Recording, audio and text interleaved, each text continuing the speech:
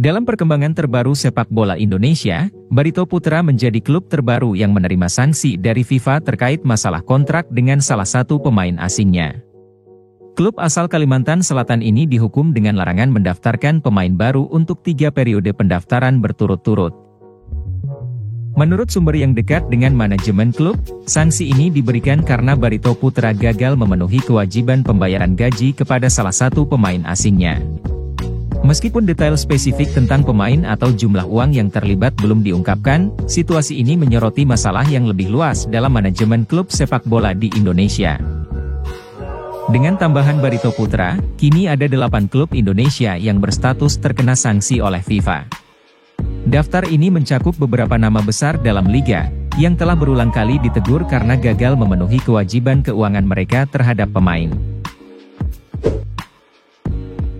Nathan Choyaon, bek tengah timnas Indonesia U23, mendapat pujian luas atas performa solidnya dalam laga perebutan tempat ketiga Piala Asia U23 2024 melawan Irak. Dalam pertandingan yang berlangsung sengit, Nathan berhasil menjawab kepercayaan pelatih Shin Taeyong dengan tampilan yang tenang dan terkendali, terutama saat menggantikan kapten tim, Rizky Ridho, yang absen karena akumulasi kartu.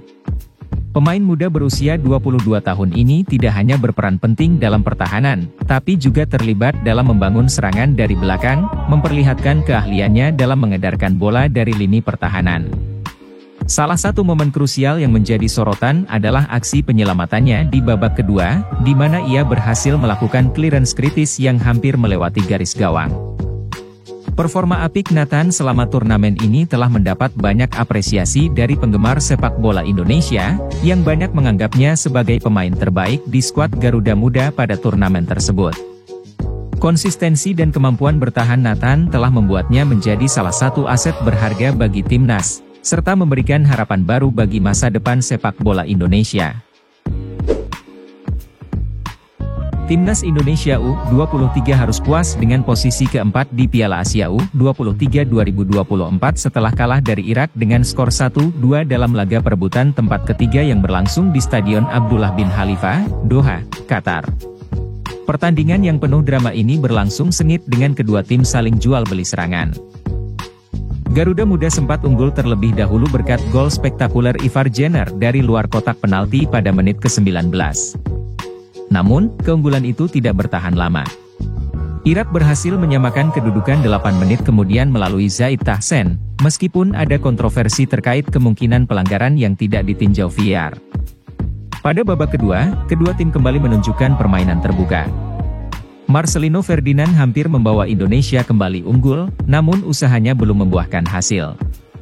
Di sisi lain, Irak memiliki kesempatan emas setelah kesalahan posisi kiper Hernando Ari, namun berhasil digagalkan oleh Nathan Choi. Permainan berlanjut ke babak tambahan waktu dan Irak mendapatkan gol kemenangan dari Ali Jassim pada menit ke-96 melalui serangan balik cepat yang diselesaikan dengan tenang. Meskipun Indonesia berusaha keras untuk menyamakan kedudukan, pertahanan Irak berhasil menghalau semua serangan yang datang. Skor 1-2 bertahan hingga peluit panjang dibunyikan, menempatkan Irak sebagai juara ketiga sekaligus pemegang tiket ke Olimpiade Paris 2024. Meskipun kalah, Timnas Indonesia U23 masih memiliki kesempatan untuk lolos ke Olimpiade melalui pertandingan playoff melawan Guinea yang akan diadakan pada tanggal 9 Mei di Prancis. Skor 1-2 bertahan hingga peluit panjang dibunyikan, menempatkan Irak sebagai juara ketiga sekaligus pemegang tiket ke Olimpiade Paris 2024. Meskipun kalah, Timnas Indonesia U23 masih memiliki kesempatan untuk lolos ke Olimpiade melalui pertandingan playoff melawan Guinea yang akan diadakan pada tanggal 9 Mei di Prancis. Peluang emas terbuka bagi pemain sepak bola Indonesia untuk bermain bersama Cristiano Ronaldo di klub Arab Saudi, Al Nassr. Kesempatan ini muncul setelah Menpora Indonesia, Dito Aryo Tejo, bertemu dengan CEO Al Nassr, Guido Vienga, dan membahas potensi kerjasama antara Indonesia dan klub tersebut. Dalam pertemuan tersebut, Dito Aryo Tejo menekankan bahwa Indonesia memiliki sumber daya pemain muda yang berkualitas, yang telah terbukti dari prestasi Timnas U23 yang berhasil mencapai semifinal Piala Asia U23 2024. Menpora menyampaikan bahwa ada banyak talenta muda di Indonesia yang siap untuk mengambil langkah berikutnya dalam karir mereka. Selain membahas kemungkinan pemain Indonesia bergabung dengan Al Nassr, pertemuan tersebut juga menghasilkan kesepakatan lain yang menyenangkan publik sepak bola Indonesia. Rencananya, Al Nassr yang diperkuat Cristiano Ronaldo akan datang ke Indonesia untuk melakukan pertandingan uji coba. Ini tidak hanya akan menjadi kesempatan besar bagi pemain Indonesia untuk menunjukkan kemampuan mereka, tetapi juga untuk penggemar sepak bola di Indonesia yang akan mendapat kesempatan langka untuk melihat aksi salah satu pemain terbaik dunia bermain di tanah air.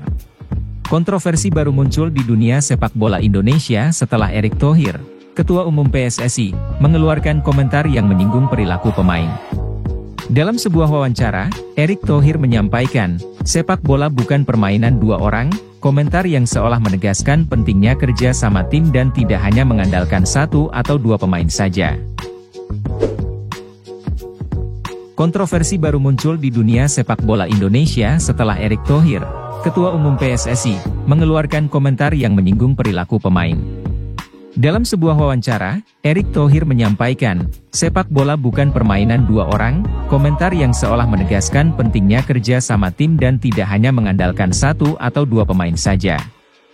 Tak lama setelah komentar tersebut, Marcelino Ferdinand, salah satu bintang muda timnas Indonesia, memberikan tanggapan melalui fitur eksklusif di Instagramnya. Dengan emoji marah, Marcelino menuliskan, hahaha negara lucu. Unggahan tersebut segera menjadi viral dan mendapat berbagai reaksi dari netizen. Pernyataan Marcelino ini dipandang banyak pihak sebagai tanda ketidakpuasan pemain terhadap komentar yang diberikan oleh Erick Thohir. Ini menimbulkan kekhawatiran tentang masalah keharmonisan dalam tim, di mana pemain muda mungkin mulai merasa kurang didukung atau merasa terlalu banyak dikritik. Kritik dan anti-kritik di dalam tim nasional bukanlah hal baru, namun ketika melibatkan sosok muda berbakat seperti Marcelino Ferdinand, hal ini bisa memiliki dampak yang lebih luas terhadap moral dan semangat tim. Komentar Erick Thohir, meskipun mungkin dimaksudkan untuk memotivasi pemain agar bekerja lebih keras sebagai sebuah tim, tampaknya telah ditanggapi secara pribadi oleh beberapa pemain. Menurut kalian apakah sikap Marcelino tepat? Terima kasih telah menonton video ini, jangan lupa memberi komentar di bawah, komentar terbaik akan ditampilkan di video selanjutnya.